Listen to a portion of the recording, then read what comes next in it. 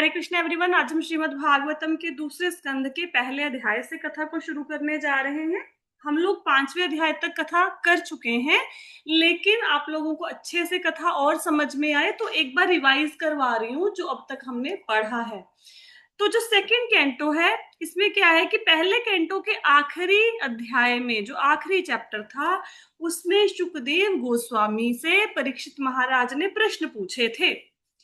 आपको हमेशा प्रश्न याद होने बहुत जरूरी है। अगर किसी को प्रश्न याद नहीं है, उसको फिर श्रीमद् भागवतम नहीं समझ आएगी, क्योंकि जो श्रीमद् भागवतम है वो प्रश्नों के उत्तर के रूप में बोली गई है।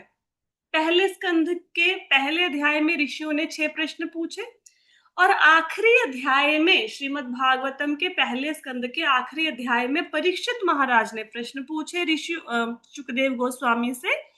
क्या प्रश्न पूछा कि अगर किसी व्यक्ति को मृत्यु सामने नजर आ रही है कि मेरी तो मृत्यु होने वाली है, उसको क्या करना चाहिए, क्या नहीं करना चाहिए, किसको जपना चाहिए, किसको याद करना चाहिए, और किसी भी परिस्थिति में व्यक्ति को क्या करना चाहिए, उसका क्या कर्तव्य है।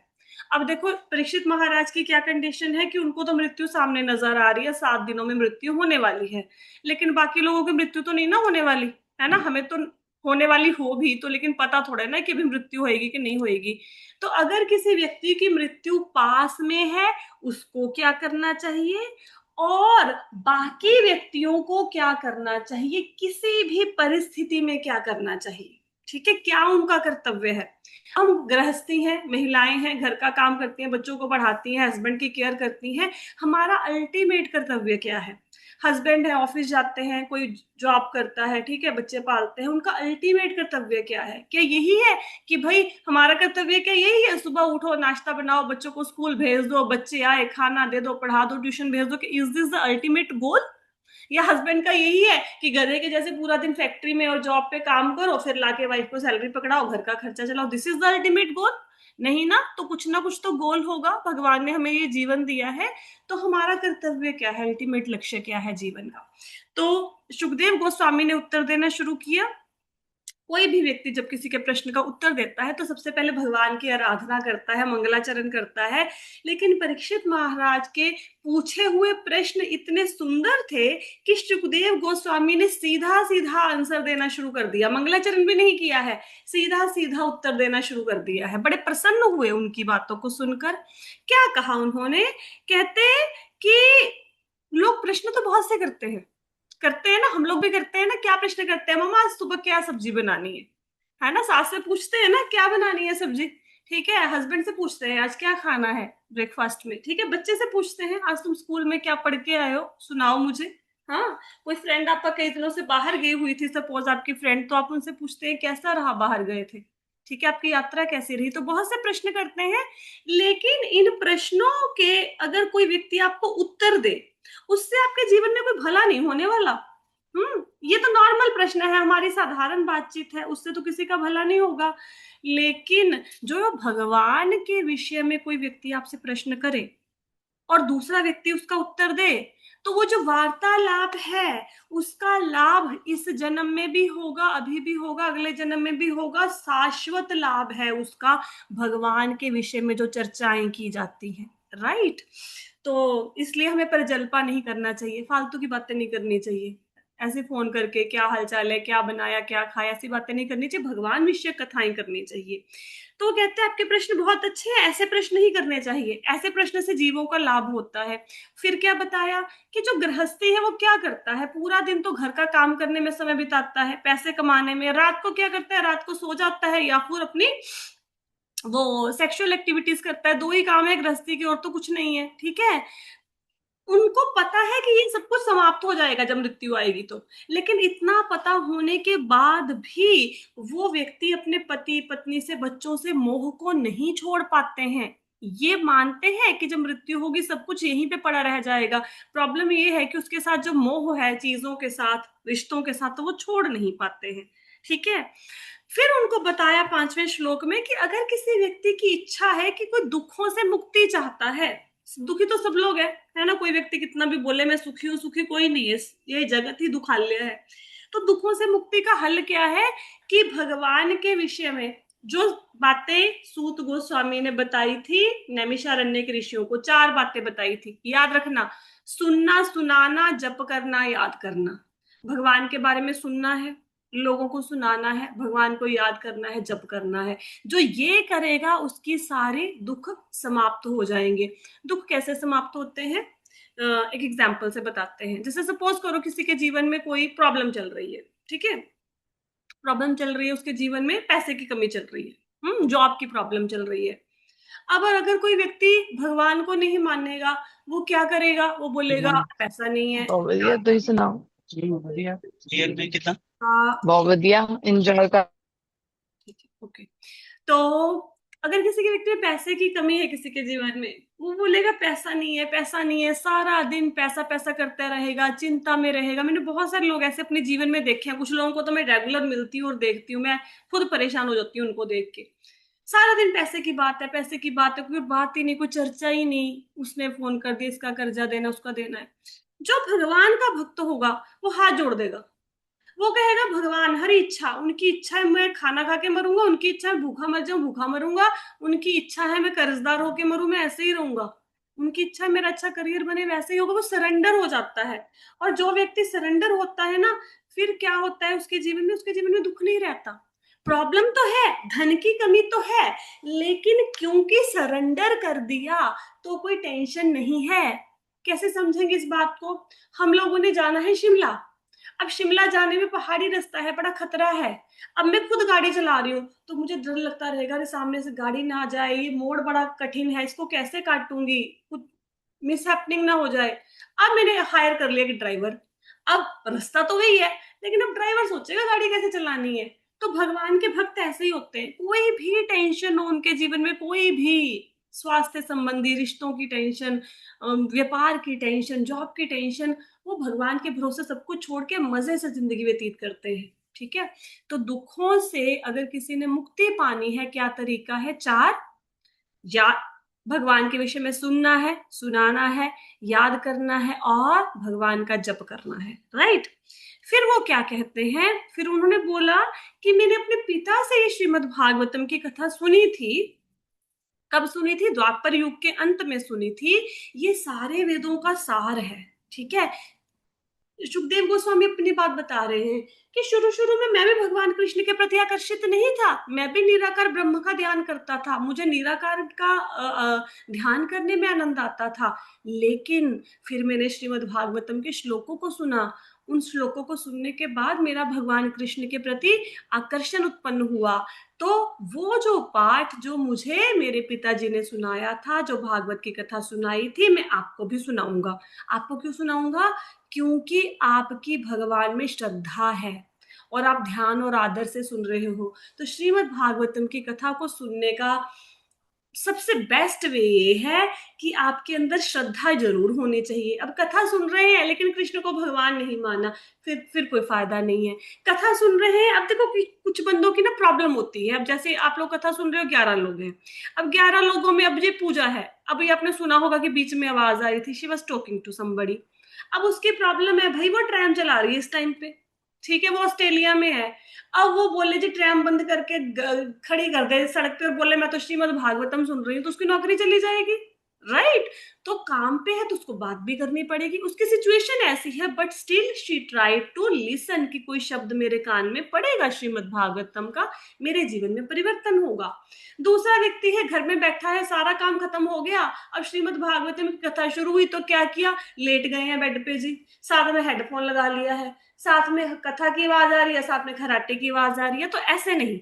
अगर कोई जरूरी काम नहीं है तो ध्यान और श्रद्धा के साथ कथा को सुनो। अगर आप ध्यान और श्रद्धा से सुनेंगे, यकीन मानिए आपको नोट्स बनाने की जरूरत नहीं पड़ेगी। मेरे पास कोई नोट्स नहीं है, 5 साल से कथा चल रही है। ध्यान और श्रद्धा से सुनना है। राइट। और फिर क्या कहते हैं? अब परीक्षित महाराज के मन में आएगा कि मेरे तो भाई जीवन के 7 दिन रह गए, 7 दिन में क्या कर लूंगा मैं? तो कहते हैं राजन बहुत समय पड़ा है, 7 दिन बहुत होते हैं। अब हमारे मन में भी कई बार ऐसा आता है ना कि मैं अपनी बात करती हूँ, भैया मेरी इस तो हो गई 42 ईयर्स की, पता नहीं कब मृत्यु आ जाए, पूरा जीवन बर्बाद कर दिया, अब क्या करें? अब कुछ लोग ना ऐसे ग्लानि में रहते हैं। वो बोलेंगे अब हमें भगवान का पता लगा, हमने तो पूरी जिंदगी व्यर्थ गवा दी, राइट। तो जब जागो तभी सवेरा, ठीक है। अब सपोज करो, एग्जाम्पल से समझाते हैं। एक छात्र है, स्टूडेंट है, वो परीक्षा देने गया। अब परीक्षा में किसी कारण से वो लेट हो गया, राइट। लेट हो गया तो 3 घंटे का एग्जाम था। वो बच्चा जब परीक्षा में पहुंचा तो वो 1.5 घंटा लेट पहुंचा। अब उसके पास 1.5 घंटा पड़ा है। अब उसकी मर्जी है, वहां पे बैठ गया तो रोले, हाय हाय मेरा 1.5 घंटे का पेपर छूट गया, मैं लेट हो गया, या तो इसे रोना धोना मचा ले, राइट। या फिर वो क्या करे, अपनी स्पीड बढ़ाए और फटाफट से जितना पेपर हो सकता है उतना कर दे, कम से कम पास तो हो जाएगा, राइट। बहुत अच्छे नंबर नहीं आएंगे, पास तो हो जाएंगे। तो वही हालत अपनी है। अब हमें माना कि आज तक, अब तक 23 जुलाई 2026 तक हमने माला ढंग से नहीं करी, हमने एक भी श्लोक को याद करने की कोशिश नहीं करी, हमने श्रीमद् भागवतम को सुना, अंदर नहीं गई। कोई बात नहीं, अब तो जाग जाओ। 11:13 हुए हैं, अभी तो जाग जाओ, आज से, अभी से जाग जाओ, राइट। तो उससे भी उद्धार हो जाएगा। महाराज जी बहुत सुंदर बात बताते हैं, मैंने एक लेक्चर सुना था बहुत ज्यादा सुंदर। क्या कहते हैं महाराज जी? महाराज जी बताते हैं कि इस्कॉन को कभी नहीं छोड़ना, राइट। इस्कॉन को क्यों नहीं छोड़ना, वो एक बहुत सुंदर एग्जाम्पल देते हैं। कहते हैं सपोज करो एक मालगाड़ी है, या यात्रियों की ट्रेन लगा लो कि यात्रियों की ट्रेन है, ठीक है। उसमें सारे बोगियां होती है ना, एक दूसरे से जुड़ी होती है, एक डब्बा दूसरे डब्बे से, तीसरे डब्बे से। सपोज करो एक ट्रेन है, उसमें 14 डिब्बे हैं, सब एक दूसरे से जुड़े हुए हैं, ठीक है। अब जो इंजन के साथ जुड़ा हुआ है, हो सकता है कुछ जो बोगी हो वो एसी हो, एसी अपार्टमेंट्स हो, वहां पे कंपार्टमेंट्स हो, ठीक है। अब जो एसी वाले डब्बे होंगे भाई, उसमें बड़ी सुख सुविधाएं होंगी, ठीक है। एसी लगा हुआ है, अच्छा कर्टन लगा हुआ है, अच्छा वॉशरूम क्लीन है, अच्छा खाने पीने को सामान आ रहा है, ठीक है। हो सकता है पिछले यात्रियों वाले डब्बे हो बिल्कुल ऐसे मरे हुए, ना पंखा चल रहा है, वहां पे लोग वहां पे स्पिटिंग कर रहे हैं, गंदगी है, कूड़ा भरा पड़ा है, ये डब्बे भी हो सकते हैं, ठीक है। अब क्योंकि इंजन से जुड़े हुए हैं तो सारे के सारे डब्बे पहुंच जाएंगे। हमने जाना है दिल्ली, एसी वाला भी पहुंच जाएगा, पैसेंजर वाला भी पहुंच जाएगा। क्यों? क्योंकि इंजन से जुड़े हुए हैं, राइट। कोई फर्क नहीं पड़ता कि एसी वाला, मतलब उसमें एसी लगा था और दूसरे में पंखा भी नहीं लगा था, सब पहुंच जाएंगे। हाँ, और गलती से कोई डब्बा बीच में से छूट गया, एक डब्बा बीच में से छूट गया, अब क्या होगा?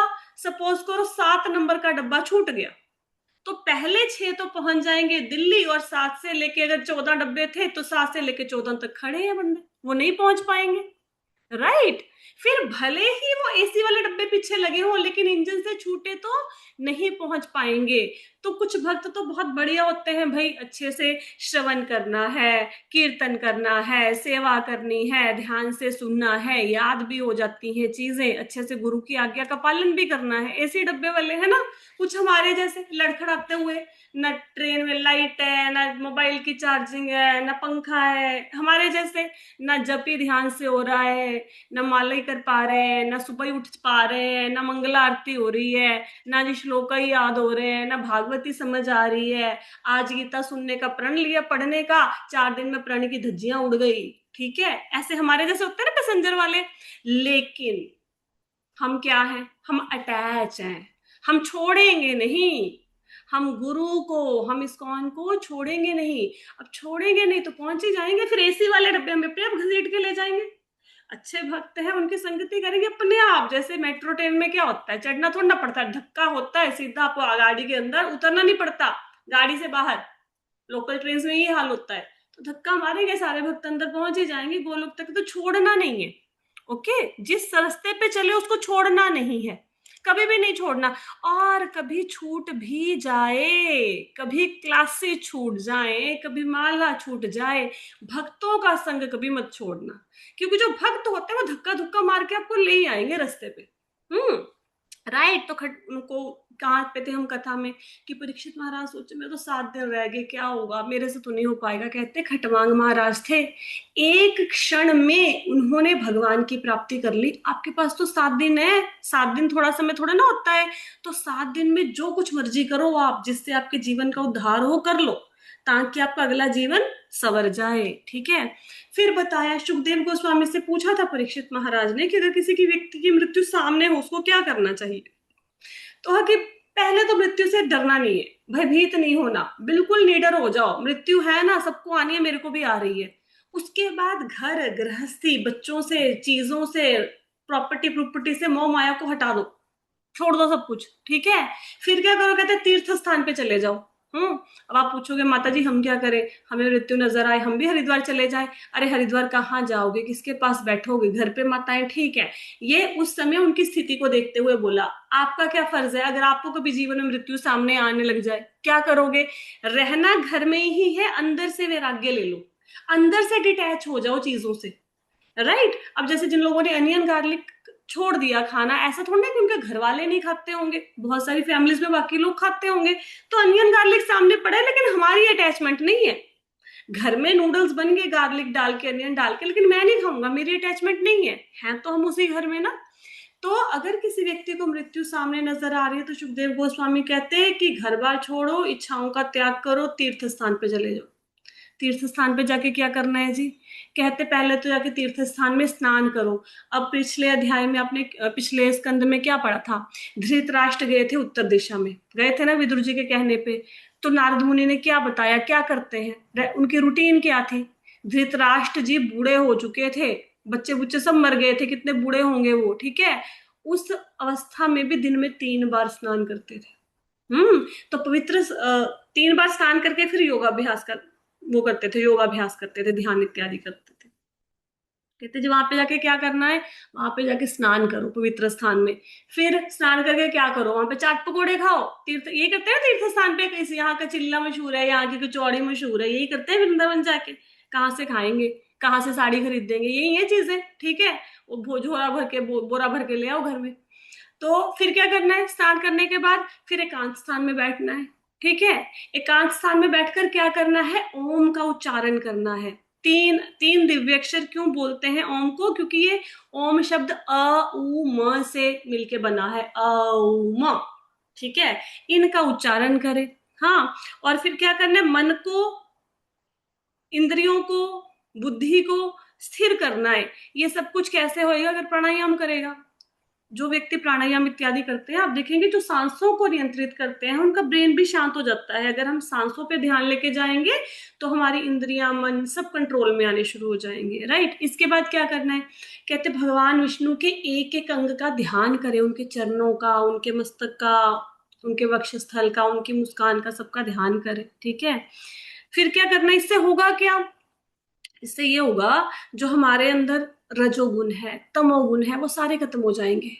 ठीक है। सतोगुण की तरफ हम बढ़ेंगे, मन से अशुद्धियां दूर हो जाएंगी। फिर क्या होगा, इसके बाद क्या होगा हमारे साथ, अब हम मन में ध्यान कर रहे हैं, भगवान विष्णु हमारे सामने नहीं है, हम मन में ध्यान कर रहे हैं। वही भगवान विष्णु जो मन में जिनका ध्यान कर रहे थे, मन में जो मूर्त बना रहे थे, वही साक्षात हमारे सामने प्रकट हो जाएंगे।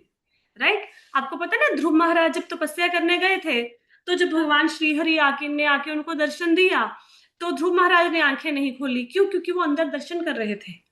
राइट। तो अंदर उनको वही स्वरूप दिख रहा था जो कि बाहर खड़ा था। तो ऐसे हृदय में दर्शन करेंगे तो एक ना एक दिन प्रत्यक्ष में भगवान के दर्शन हो जाएंगे। और ये नहीं बोला है कि बहुत करोड़ों साल के बाद होंगे, बहुत जल्दी। ठीक है। जल्दी दर्शन हो जाएंगे। और देखो जल्दी कहाँ लिखा है, देखो शीघ्र ही, शीघ्र ही भगवान की प्रत्यक्ष शरण में भक्ति सेवा में सेवा प्राप्त हो सकते, जल्दी दर्शन हो जाएंगे। हाँ। फिर अब राजा परीक्षित ने बोला कि मेरे को थोड़ा डिटेल में बताइए आप कि मन को कैसे लगाना है, कैसे भगवान विष्णु के एक एक अंग का ध्यान करना है, मेरे को थोड़ा और डिटेल में बताइए, कैसे बैठना है, क्या करना है। तो सुखदेव गोस्वामी कहते हैं कि पहले तो बैठने की मुद्रा को नियंत्रित करो। अब इवन जो ऑनलाइन भी कथा सुन रहे हैं, मेनी टाइम्स आई सी, लुढ़क ही गए हैं बेड पे, कुर्सी को बेड ही बना लिया है। ठीक है। श्रीमद् भागवतम की कथा है यार, मतलब हमें इतनी श्रद्धा होनी चाहिए इस कथा के प्रति कि हमें तो बेड से उठकर नीचे बैठ जाना चाहिए। राइट। क्यों, क्योंकि श्रीमद् भागवतम है। हाँ। और चाहे आप फोन पे सुन रहे हैं, चाहे मंदिर में सुन रहे हैं, क्या फर्क पड़ता है। हाँ, जोड़ों में दर्द है, घुटने नहीं चल रहे तो अलग बात है, फिर जो मर्जी करो। है ना। ऐसा कोई हार्ड एंड फास्ट रूल नहीं है। ऐसा नहीं हम कहते कि श्रीमद् भागवतम की कथा हो तो सारे चाहे जमीन पर बैठ जाओ, पर बैठ भी जाओगे तो उसमें हानि क्या है? उससे क्या पता चलता है कि आपका आदर है श्रीमद् भागवतम के प्रति। फिर क्या करना है? कहते हैं मुद्रा को नियंत्रित करो। जो व्यक्ति चौकड़ी मार के अपनी पीठ सीधी करके कथा को सुनेंगे उनको ज्यादा समझ में आता है। क्यों समझ में आता है? क्योंकि सिर के ऊपर क्या है? सहस्त्रार चक्र है। वहां से सारा ज्ञान अंदर आता है। जब हम टेढ़े लेट जाते हैं आपका चक्रा भी टेढ़ा ही हो जाता है, तो अंदर कहाँ से आएगा? गिलास में पानी भरना है तो गिलास सीधा होना चाहिए ना। आप गिलास को टेढ़ा कर दो, जितना मर्जी भरते रहो, ठीक है। फिर क्या करेंगे? फिर तो नोट से बनाएंगे। और दुर्भाग्य की बात यह है, 99% लोग, 99% जो लोग नोट्स बनाते हैं उनको कभी दोबारा पढ़ते नहीं है। 99% लोग। ये होता है, कभी पढ़ते भी नहीं होंगे। अगर पढ़ते होते फिर तो रट्टे लग जाने चाहिए भागवतम के, राइट। तो सीधे बैठ के कथा सुनो, पीठ सीधी रखो, हो सके तो कुर्सी पे बैठ जाओ, ठीक है। कहाँ बैठ के कथा सुनते हैं? बेड पे। अरे बेड तो पहले ही आलस्य का घर है, उसमें तो सारा। बेड पर सिर्फ और सिर्फ तब बैठना है जब हमने रात को सोना है। सारी की सारी नेगेटिविटी बेड में भरी पड़ी है। बेड का तो त्याग कर दो, नीचे गद्दा बिछा के बैठो चाहे पूरा दिन, बेड को त्यागो। हाँ, आपकी कोई प्रॉब्लम है, आपके पास बैठने की वैसे कोई व्यवस्था नहीं है तो अलग बात है। अब ध्यान, हमने मुद्रा को नियंत्रित किया, उसके बाद क्या करना है? श्वास को नियंत्रित करो। जैसे ही, जब मतलब नियंत्रित करने का मतलब क्या होता है? नियंत्रित करने का मतलब होता है सांस को देखना शुरू करो। सांस अंदर आ रही है, सांस बाहर जा रही है, अंदर आ रही है, बाहर जा रही है। तो जैसे जैसे सांस को देखना शुरू करोगे, प्राणायाम भी कर सकते हैं, वैसे वैसे आपके मन और इंद्रियां क्या होंगी? कंट्रोल में आनी शुरू हो जाएंगी। अब मन इंद्रियां तो कंट्रोल में आ गए, अब बुद्धि को कहाँ लगाएं? बुद्धि तो कहीं ना कहीं भागेगी, कुछ तो सोचेगी ना। तो कहते हैं विराट रूप पे ध्यान लगाओ। अब विराट रूप क्या है? विराट रूप पे हम लोग ये वो करते हैं, सोचते हैं। वैसे ऐसा है भी, सोचते नहीं, ऐसा है भी कि ऊपर से नीचे तक जितने भी 14 लोक हैं ये भगवान विष्णु के शरीर के अंगों में स्थित हैं, राइट। अब यहां से लेके जो लास्ट तक का श्लोक है 39 तक का, उसमें नहीं, 39 नहीं, उससे पहले कहाँ कहाँ है? एक मिनट, कहाँ तक? लोगों का वर्णन है, हाँ, 28 नंबर श्लोका तक। 28 नंबर श्लोका तक भगवान के कौन से शरीर के भाग में कौन सा लोक स्थित है उसका वर्णन है। अब उसको हम समझेंगे एक चार्ट की हेल्प से। कल मैंने बोला था आपको चार्ट की हेल्प से समझाएंगे। तो let me open the chart, just 1 minute.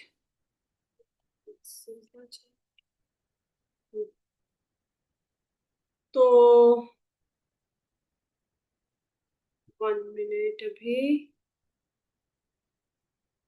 अभी स्लाइड नजर आ रही है? सबको स्लाइड नजर आ रही है कि नहीं आ रही? आ रही है माता जी, आ रही आ रही है, ठीक है।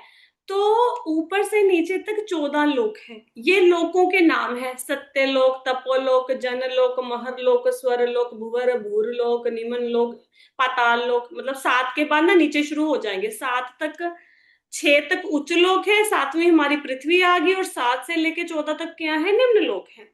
सत्यलोक कहाँ है? यहाँ पे ब्रह्मा जी रहते हैं। तपोलोक में सिद्ध पुरुष रहते हैं, ठीक है।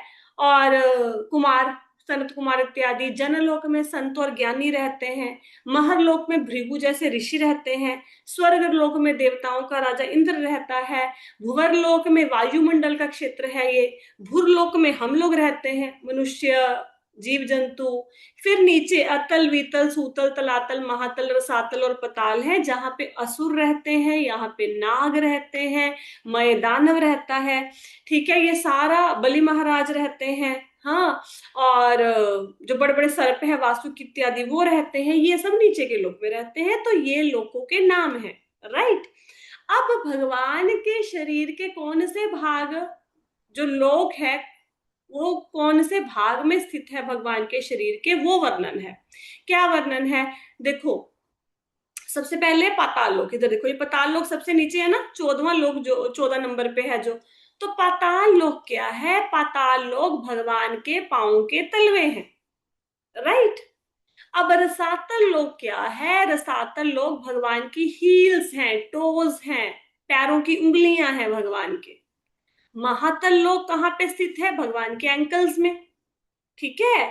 तलातल कहाँ पे है? लोअर लेग्स में, घुटनों से नीचे वाला टांगों का हिस्सा वहां पे है। ठीक है। मैंने इंग्लिश में इसलिए बनाया क्योंकि कल ना कुछ शब्द आ रहे थे, टखने इत्यादि, तो मुझे लगा कई बार लोगों को समझ नहीं आती, तो कल की क्लास में हिंदी में है, आज इंग्लिश में बता रहे हैं। सूतल लोक कहाँ पे है? नीज में है। वीतल और अतल ये जो लोक है, ये कहाँ पे है? ये जांघों में है, थाइस में। महातल कहाँ पे है? हिप्स में है। ठीक है। आउटर स्पेस, बाहरी अंतरिक्ष, आकाश, ये कहाँ पे है? भगवान के नाभि में स्थित है। ठीक है। और वक्षस्थल वहां पे क्या है? वक्षस्थल में सूर्य, चंद्र, ये सारे जो है ना, वो भगवान के यहाँ जो ल्यूमिनरी प्लैनेटरी सिस्टम है वो यहाँ पे है, चेस्ट में। नेक, कौन सा लोक स्थित है? गर्दन में महर लोक। और मुख में कौन सा लोक स्थित है? जनल लोक। फोरहेड में कौन सा लोक है? तप लोक। और सिर पर कौन सा लोक है? सत्य लोक, जहां ब्रह्मा जी का निवास स्थान है। 26 से लेकर 28 तक के श्लोकों में यही वर्णन किया गया है कि जो 14 लोक हैं वो भगवान के शरीर के अंगों में कैसे हैं, कैसे स्थित हैं।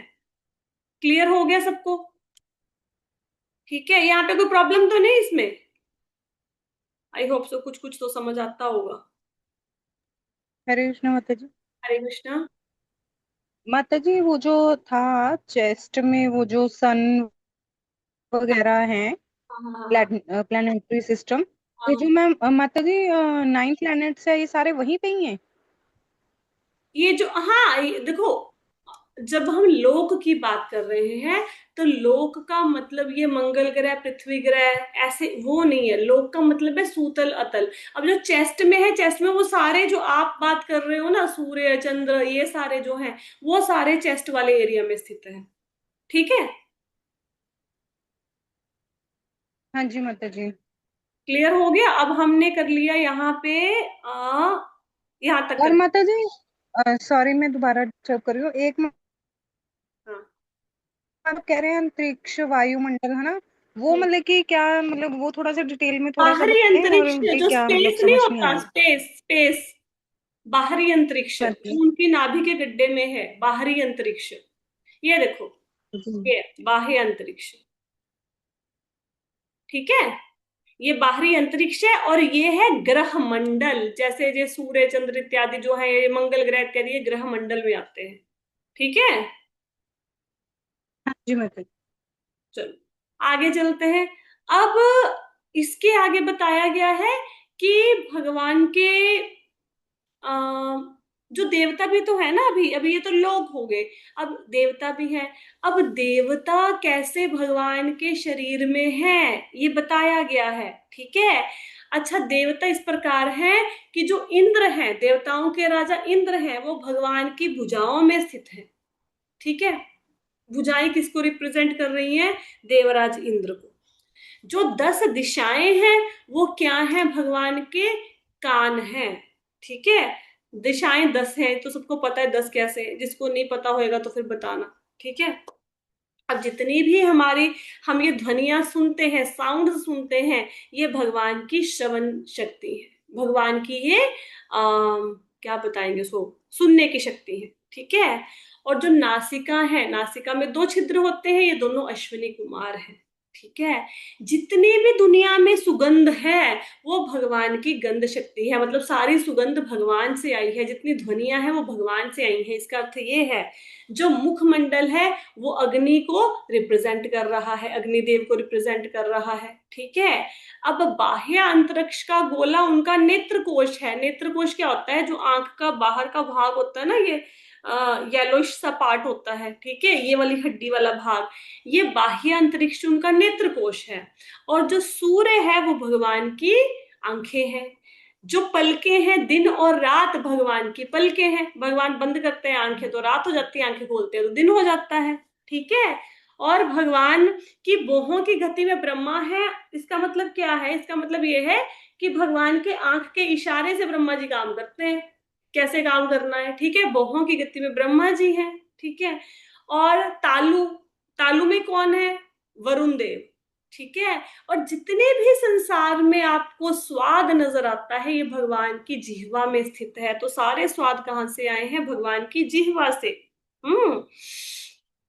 अब जितने भी वैदिक ग्रंथ हैं ये भगवान के मस्तिष्क से आए हैं। ठीक है, यहाँ से आए, उनकी सांसों से आए।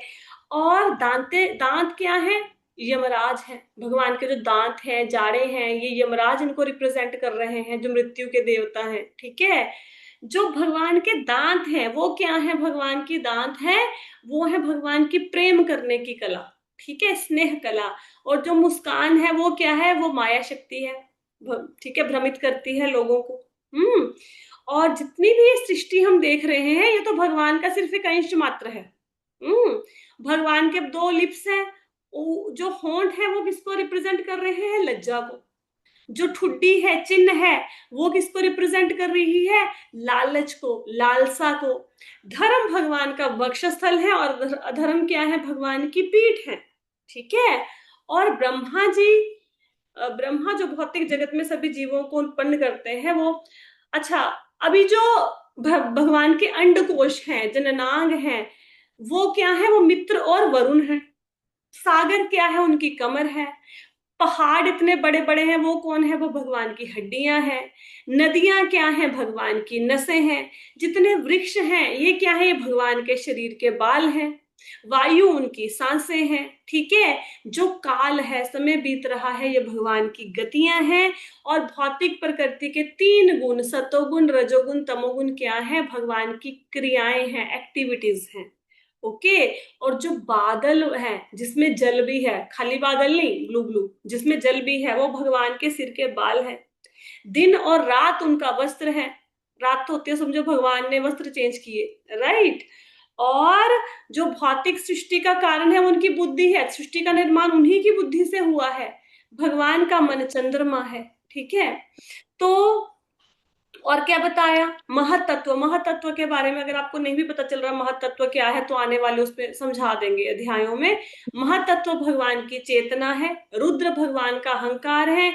ये जितने जानवर हैं, घोड़ा, हाथी, खच्चर, ये भगवान के नाखून है। और 4 पैर वाले जानवर सारे भगवान के कमर के क्षेत्र में स्थित हैं।